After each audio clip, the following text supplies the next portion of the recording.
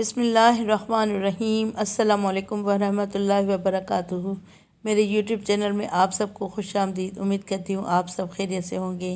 نام محمد صلی اللہ علیہ وآلہ وسلم۔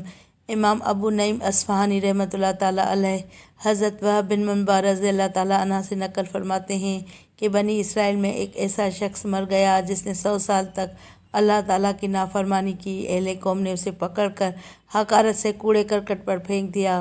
اللہ تعالیٰ نے حضرت موسیٰ علیہ السلام پر وحی نازل فرمائی کہ اسے اٹھا کر لائیں اور اس کی نماز جنازہ ادا کریں۔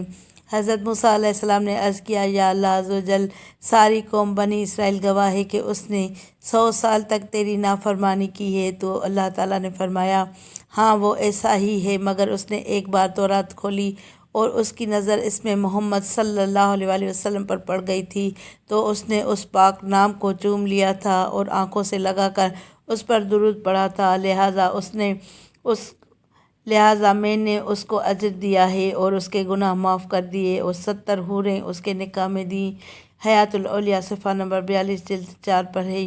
صلو علی الحبیب صلی اللہ تعالیٰ علی محمد صلی اللہ علیہ وسلم۔ چینل کو سبسکرائب کر کے بیل آئکن کو دبائیں تاکہ میری آنے والی ہر نئی ویڈیو کا نوٹیفیکیشن آپ کو سب سے پہلے ملے۔